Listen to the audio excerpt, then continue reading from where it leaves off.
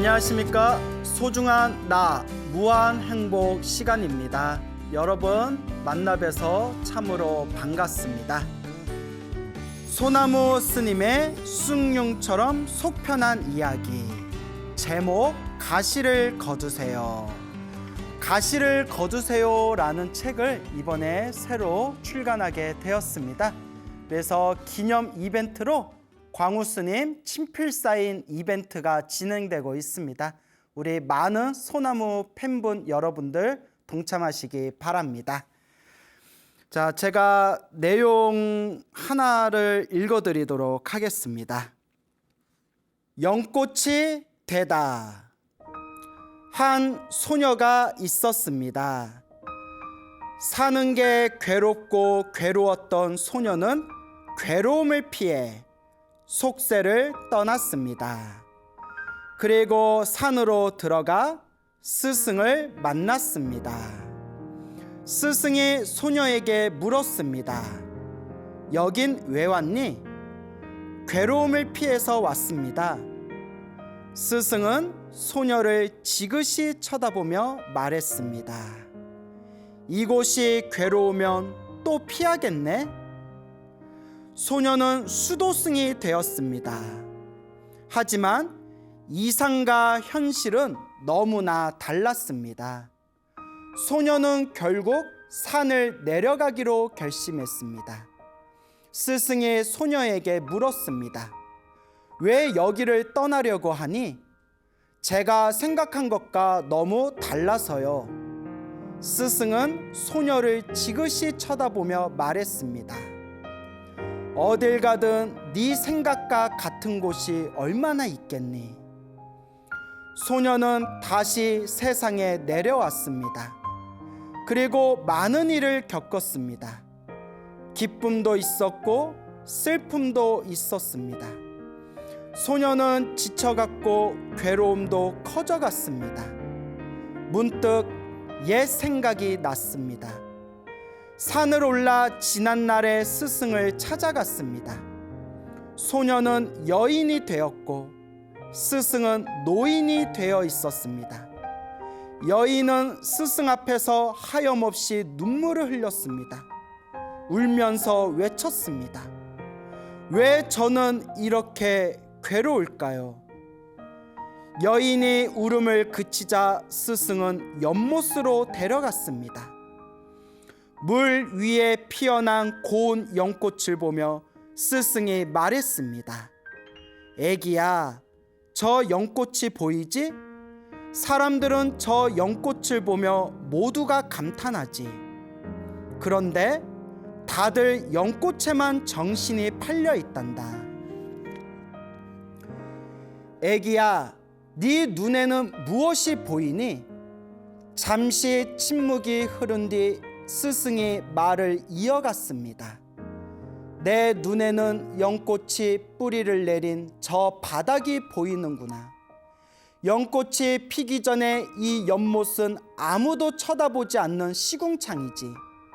그런데 때가 되어 꽃이 피면 사람들은 여기가 원래 시궁창이었음을 다들 잊어버리더구나. 눈물을 글썽이며 자신을 바라보는 제자에게 스승이 말했습니다. 연꽃은 시궁창을 탓하지 않고 저 더러운 물에서 이토록 아름다운 꽃을 피우는구나. 주변이 시궁창 같아도 결국 꽃을 피우는 것은 누구의 몫일까? 스승이 웃으며 다시 한번 물었습니다. 과연 누구의 몫일까? 과거의 소녀였고 지금은 여인이 된 제자는 결심했습니다. 나는 저 연꽃이 되리라. 그녀는 살아갔습니다. 그리고 또다시 많은 일이 있었습니다. 웃는 날도 있었고 웃지 않는 날도 있었습니다. 하지만 더는 울지 않았습니다. 아무리 힘들고 괴로워도 울지 않았습니다. 다만 마음속에 이 말을 새기고 또 새겼습니다. 이 모든 건 연꽃을 피우기 위한 과정이야. 연꽃은 시궁창을 탓하지 않아. 나는 반드시 꽃을 피울 거야. 훗날 그녀가 세상을 떠나자 사람들은 그녀를 추억합니다. 어떤 상황에서도 항상 밝았던 사람, 슬픔 속에서도 웃음을 잃지 않았던 사람, 괴로움에 잠시 흔들려도 어느새 미소 짓던 사람. 그녀를 기억하는 사람들은 이렇게 말합니다. 시궁창 같은 세상에 그런 사람이 있기에 그래도 세상이 살만한 거라고. 소녀는 그렇게 세상의 연꽃이 되었나 봅니다.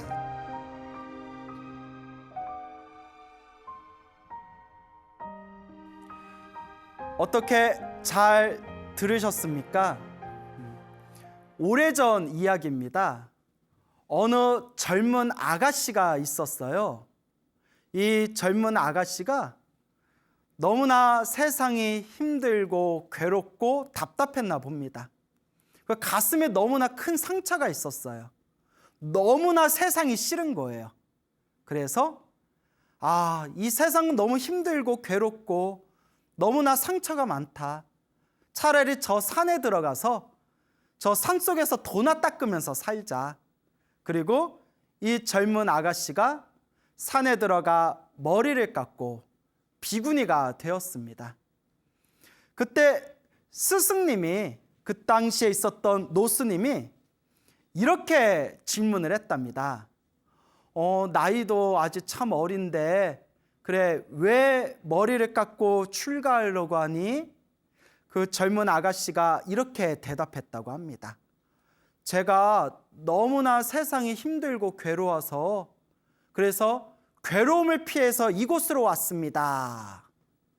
그때 그 질문을 했던 노스님이 웃으면서 이렇게 말씀하셨다고 합니다. 여기가 힘들면 또 도망가겠네.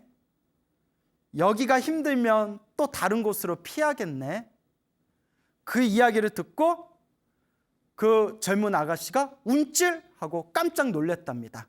설마 그런 식으로 다시 질문을 되돌릴 줄은 몰랐겠죠. 근데 그 노스님이 사실 꿰뚫어 본 겁니다. 네가 힘들어서 힘든 곳을 피해서 여기에 왔는데 여기도 힘들면 또 이곳을 피해서 다른 곳으로 가겠네라는 것이 괜히 나온 이야기가 아닙니다. 오랫동안 수행하면서 오랫동안 수많은 사람들을 관찰하고 꿰뚫어 보면서 생겨난 어떤 내공 같은 것이겠죠. 아니나 다를까 이 젊은 아가씨가 비구니가 되었는데 사실 여러분 멀리서 보는 거랑 가까이서 보는 거랑 모든 게 다릅니다. 또 이상과 현실은 다르죠. 절집도 얼마나 힘든데요. 새벽에 3시에 일찍 일어나야지. 막 그 추운 데에서 손 호호거리면서 도량석 해야지. 그리고 또 옛날에는 또 먹고 살기 힘들었지 않습니까? 스님들이 다 직접 밥하고 반찬해야지. 꾸벅꾸벅 졸면서 공부해야지. 기도해야지. 그리고 사람 사는 곳은 또 비슷비슷하지 않습니까? 좋으신 분들도 있는데 정말 좀 마주치기 싫은 사람들도 있을 것이고, 이렇게 이상과 현실은 좀 다릅니다, 여러분. 그래서 속세에서의 괴로움을 피해서 산속에 왔더니 산속도 너무 호된 거예요. 결코 호락호락하지가 않구나. 참으로 이곳도 쉽지가 않은 곳이구나. 그런 생각이 듭니다. 결국 이 비구니 스님은, 젊은 아가씨였던 이 비구니 스님은 이 길은 내 길이 아닌가 봐. 차라리 밖으로 다시 나가자, 환속하자라고 생각이 들었다고 합니다. 그래서 처음에 자기에게 질문을 던졌던 그 스승이 되는 노스님께 찾아가, 스님, 저 다시 집으로 돌아가겠습니다. 저 환속하겠습니다 라고 말을 했다고 합니다. 노스님이 다시 질문을 합니다. 왜 벌써 가는 거야? 왜 가는데? 왜 집으로 돌아가려고? 그때 이 젊은 아가씨였던 비구니 스님이 이렇게 대답합니다. 제가 생각한 것하고 너무 달라요. 제가 집에 있을 때, 속세에 있을 때는 제가 생각하던 산속과 제가 생각하던 절, 사찰의 이미지가 있었는데 막상 와봤더니 현실은 너무 다르네요. 제 생각하고 너무 달라요. 그래서 집으로 가려고요. 그때 노스님이 이렇게 말씀하셨다고 합니다. 얘야, 어딜 가든 네 생각 같은 곳이 어디 있겠니? 무서운 말씀입니다. 어딜 가든 네 생각에 똑 하고 네 생각에 쏙 드는 곳이 얼마나 있겠니? 과연 있을까요? 그런 곳이? 어쨌거나 자기가 얼마 동안 머무르던 사찰을 뒤로하고 다시 집으로 돌아오게 됩니다. 그 이제 정신없이 살아가게 됩니다. 이제 남자도 만났겠죠. 그리고 직장 생활도 했을 거고, 뭐 결혼도 아마 했겠죠. 애를 낳았을 수도 있고, 뭐 자세한 뭐 사연까지는 모르겠지만 일반 사람들처럼 평범하게 살았겠죠. 그렇게 한 해, 두 해 긴 시간이 지납니다. 그런데 여러분, 우리가 사는 이 중생의 삶이라는 것이 항상 행복할 수만도 없고, 그리고 내가 원하는 대로 일이 술술 풀리는 곳이 아니지 않습니까? 이 아가씨가 살아가면서 너무나 힘들고 괴롭고 답답한 삶의 험난한 파도들을 몸으로 부딪히게 됩니다. 어느덧 중년의 나이가 된 이 여인이 너무나 삶에 찌들어서 힘들고 괴롭고 답답한 그 순간에 문득 이런 생각이 듭니다. 내가 비록 오래 있지는 못했지만 그래도 어른 스님 모시고 절에서 공부하고 수행했던 그때가 그래도 내가 제일 좋았던 시절 같구나, 그런 생각이 들더랍니다. 갑자기. 그러니까 세상 사는 게 너무 힘들었나 봅니다. 옛 생각이 나면서 그 스승이었던 노 비구니 스님을 찾아갑니다. 그래도 정정하게 보였던 그 노 비구니 스님을 정말 10년, 20년 만에 다시 만나게 되었을 때 너무나 나이 드신 그 모습에 이 여인은 눈가에 눈물이 맺히게 됩니다. 스님, 저도 늙었지만 스님도 더 늙으셨어요. 그러면서 그 자리에서 대성통곡을 합니다. 스님 하면서, 이거 웃으면 안 되는 건데 죄송합니다. 제가 웃음이 많아가지고 원래 마음은 슬퍼요. 스님, 왜 저는 사는 게 이렇게 괴로운 건가요? 왜 이렇게 저는 괴로울까요? 왜 이렇게 저는 괴롭습니까? 노스님이 울음을 그친 그 여인을 데리고 연못에 데려갔답니다. 연못이 보이지? 여기 이제 연꽃이 피면 사람들이 이거 구경하고 사진 찍는다고 엄청 많이 모인다?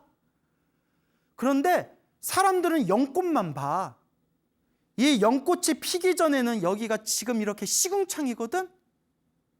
근데 사람들은 여기가 시궁창이었던 걸 모르고 연꽃만 보고 연꽃만 사진 찍는다? 그리고 연꽃이 다 지고 한겨울 시궁창으로 남아있을 때는 아무도 쳐다보지 않는단다. 근데 사람들은 잘 몰라. 사람들이 그토록 아름답다고 기뻐하면서 사진 찍는 이 연꽃이 바로 이 시궁창에서 피어난다는 것을 사람들은 잘 모르나 보다.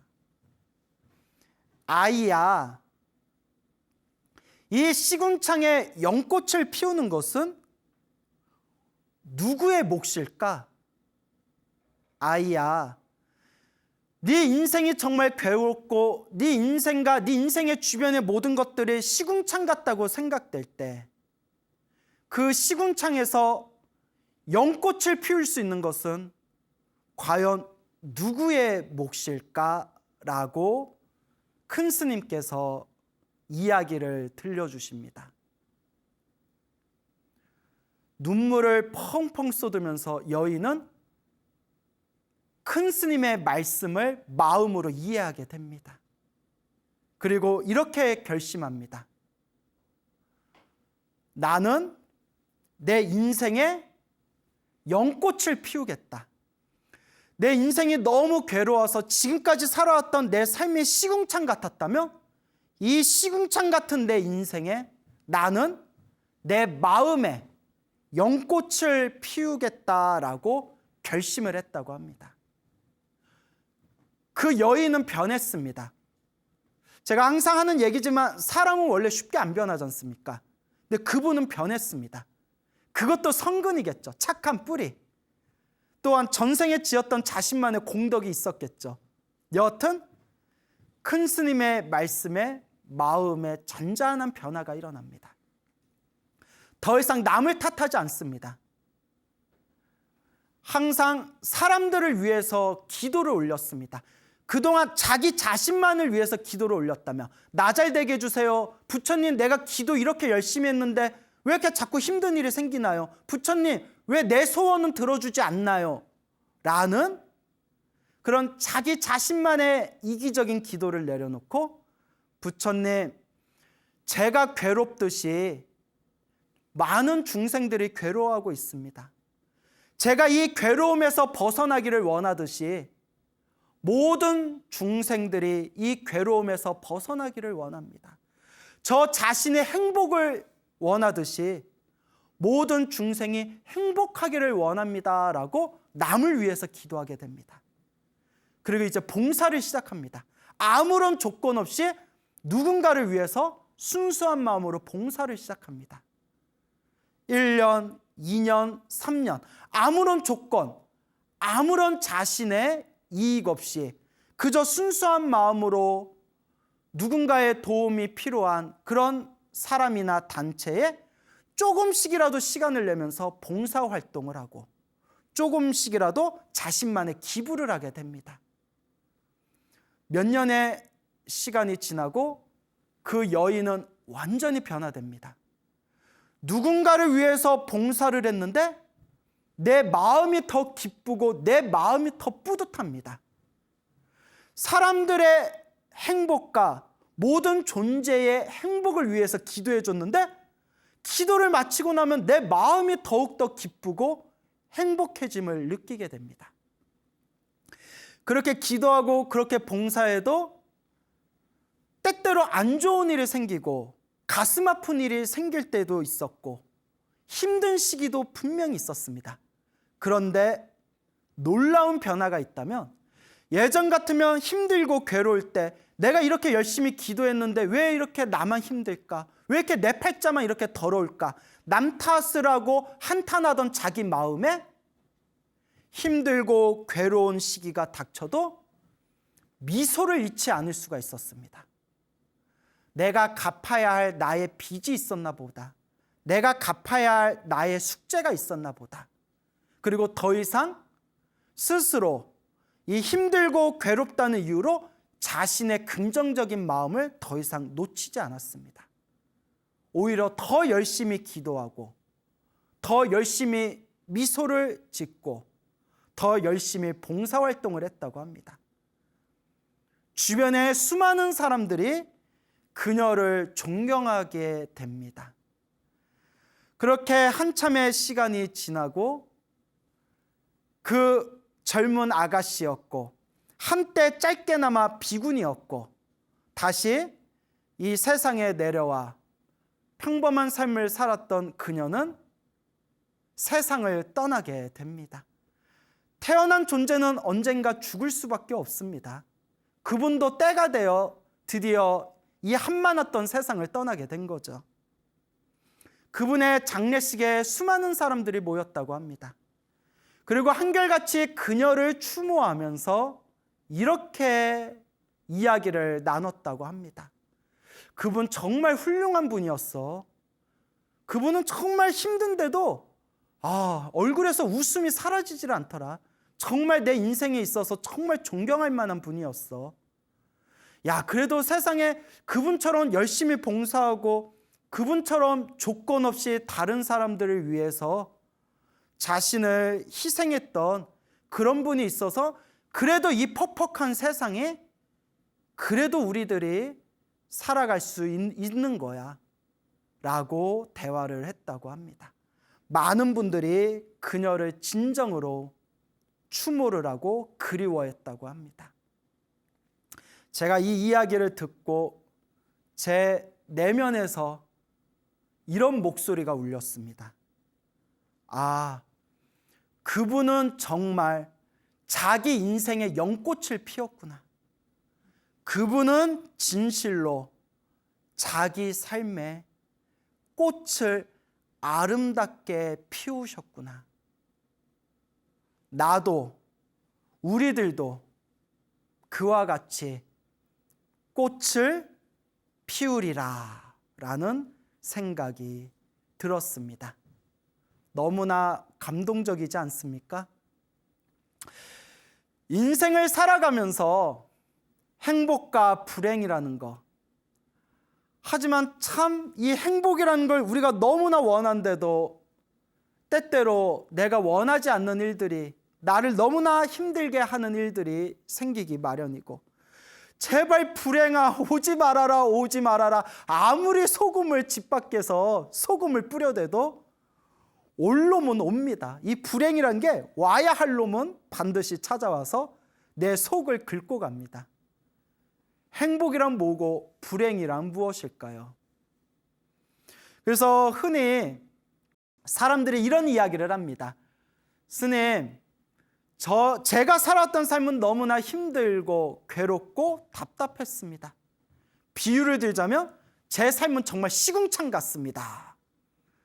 내 인생은 시궁창 같았어. 영화 대사에 좀 자주 나오는 내용이지 않습니까? 그런데 자신의 삶에 연꽃을 피운 이 여인의 이야기를 알고 나서 내 인생은 시궁창 같았어 라는 소리를 들을 때 항상 이 이야기가 떠오릅니다. 그 노 스님의 이야기, 노 비구니 스님의 이야기. 이 시궁창에 연꽃을 피우는 것은 누구의 몫일까? 우리의 몫이고 자기 자신의 몫입니다. 어느 60대 보살님이 계셨어요. 이 60대, 지금 한 60대 이제 후반 정도 되실 것 같네요. 이 보살님이 어렸을 때 굉장히 불우한 가정생활을 보냈다고 합니다. 아버지가 폭력적인 성향이 있어가지고 폭력적인 아버지 때문에 온 집안의 가족들이 너무나 힘들고 괴로웠다고 합니다. 그리고 전 정말 이해가 안 되는 게, 왜 힘센 남자가 힘없는 여자를 왜 때리는 걸까요? 왜 여자를 때릴까요? 아니, 여자가 때릴 때가 어디 있어? 전 진짜 이해가 안 갑니다. 누가 저한테 쌤이 살면서 여자 때려본 적 없어요? 예, 저는 없습니다. 저는 여자를 때려본 적이 없습니다. 당연히 없어야겠죠? 왜 여자를 때리는 걸까요? 왜 나이 어린 애들을 때리는 걸까요? 옳지 못합니다. 물론 우리 소나무 팬분들은 절대 그런 분들이 없겠지만, 아이들은 꽃으로라도 때리지 말라라는 유명한 말이 있지 않습니까? 어디 책 제목 같은데? 그리고 어떻게 나보다 힘이 약한 여자를 때릴 수가 있겠습니까?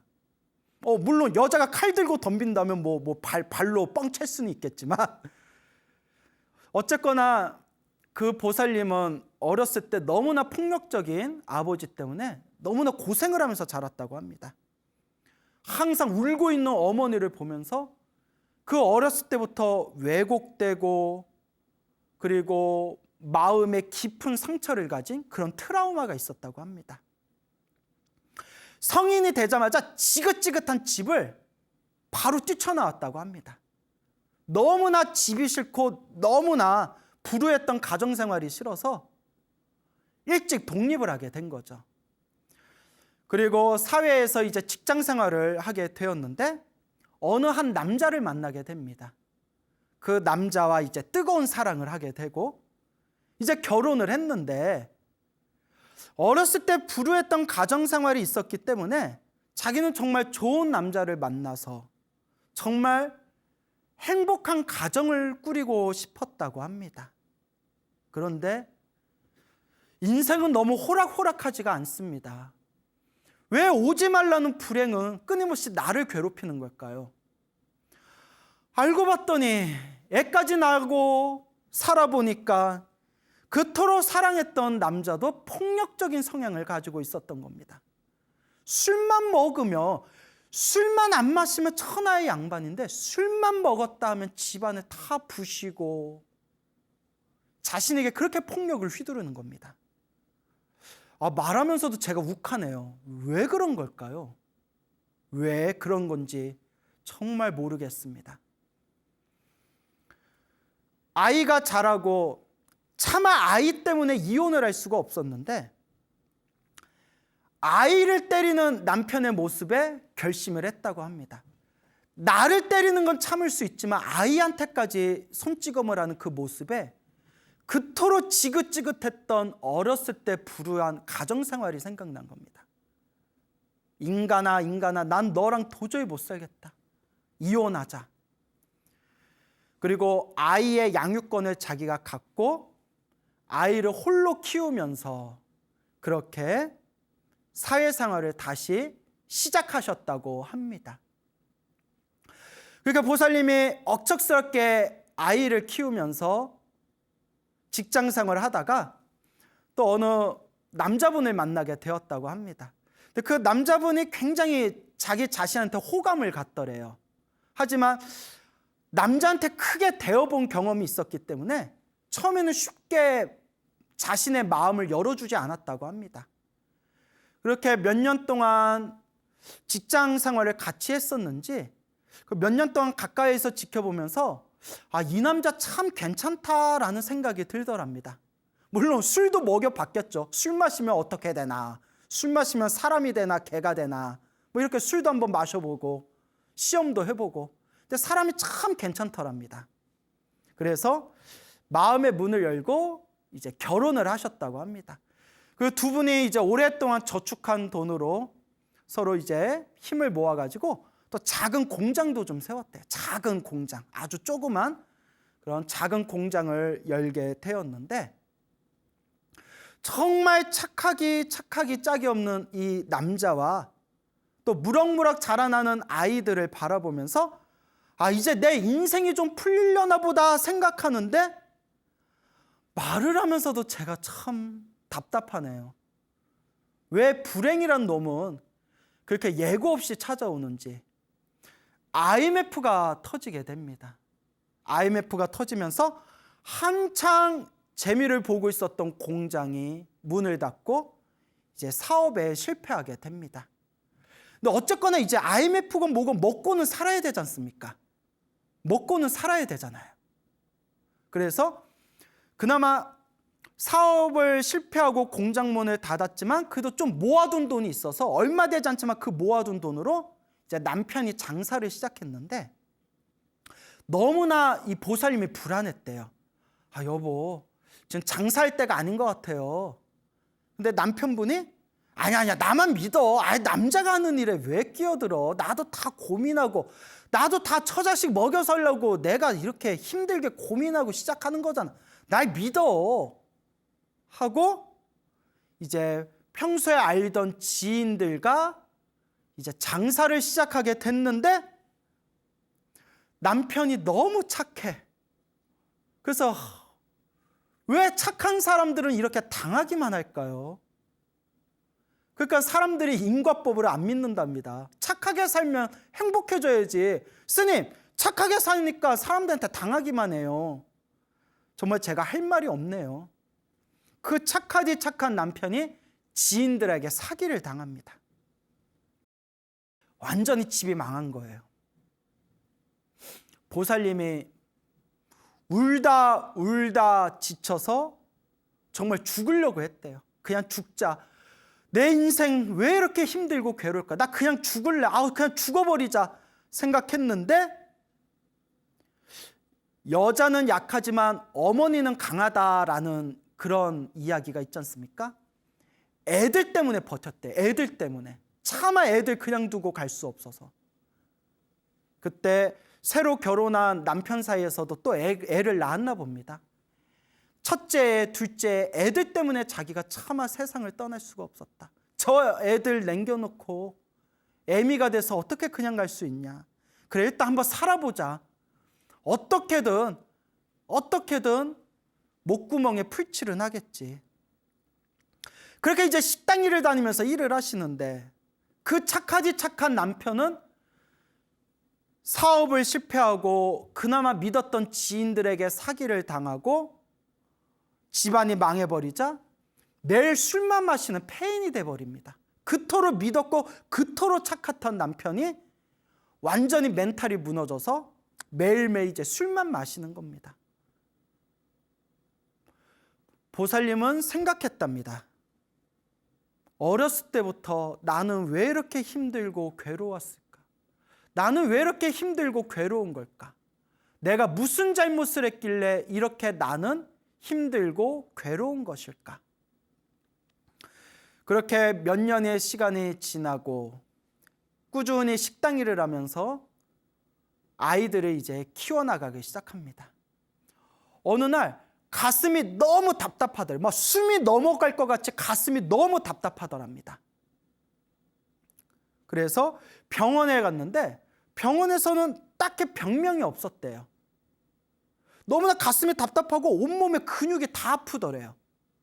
그래서 용하다는 한의원에 갔더니 거기서 하는 말이 화병입니다 라고 하더래요. 스트레스성 자율신경실조증, 화병입니다. 쉬운 말로. 내 쌓이고 쌓인 내 마음의 화가 병으로 되어 돌아왔구나. 너무나 가슴이 답답하고 숨쉬기조차 힘들 정도로 괴로웠다고 합니다. 그러던 중에 누가 가까운 친분이 있었던 분이 절에 다녀보라고 했답니다. 그래서 처음에는 코웃음 쳤대요. 뭐 절에 다닌다고 뭐가 나으려나? 그런데 혹시나 하는 마음으로 이제 큰 절에 나가면서 이제 스님들 법문을 많이 들었대요. 그래서 여러분, 법문이 중요합니다. 자꾸 강의를 듣고 법문을 들어야 부처님이 이렇게 말씀하셨구나라는 것을 우리가 새롭게 이해하게 됩니다. 자꾸 법문을 듣다 보면서 불교에서는 행복도 불행도 다 자신의 업보다라고 이야기하는구나. 내가 힘들고 괴로울수록 내 업장을 소멸해야 되는 거구나. 스스로 끊임없이 복을 짓고 선업을 짓고 공덕을 쌓아야 되는구나 라는 것을 스님들의 법문을 통해서 하나하나 이해하게 됩니다. 그리고 이 보살님이 확실히 화끈한 성격에 추진력이 있었나 봅니다. 매일매일 기도를 열심히 했답니다. 제가 무슨 기도 하셨어요? 여쭤보니까 좋은 기도는 다 해봤대요. 그러니까 누가 좋다라고 하면 좋다라는 기도는 다 해봤답니다. 천수경 신묘장구 나란히도 해보고 금강경 독송도 해보고 법화경 사경도 많이 하셨답니다. 그리고 절도 많이 하셨대요. 지금은 무릎이 아파서 절을 많이 못하지만 한창 땐 절도 열심히 하셨다고 합니다. 근데 기도하면 기도할수록 그렇게 눈물이 쏟아지더래요. 내가 뭘 잘못했길래 이렇게 괴로울까? 내가 왜 이렇게 이러한 고통과 괴로움을 당해야 되나? 그렇게 눈물을 흘리면서도 기도하셨다고 합니다. 근데 희한한 게 기도를 하면 할수록 마음이 편안해지시더래요. 이게 기도의 값입니다, 여러분. 기도하신 수많은 불자님들이 하시는 말씀이 스님, 정말 기도를 하니까 좋은 일이 생기든 나쁜 일이 생기든 일단 마음이 편안해서 살 것 같습니다. 그게 기도의 값입니다. 그렇게 기도하면서 내가 왜 이렇게 괴로워야 될까라는 생각이 점점 다 내 업이다. 이번 생에 내가 닦아야 할 숙제고 이번 생에 내가 닦아야 할 나의 빚이다 라는 마음으로 기도하는데 어느 날 꿈을 꿨답니다. 하얀 옷을 입으신 관세음보살님이 나타나시더니 자기를 이렇게 안아주시더래요.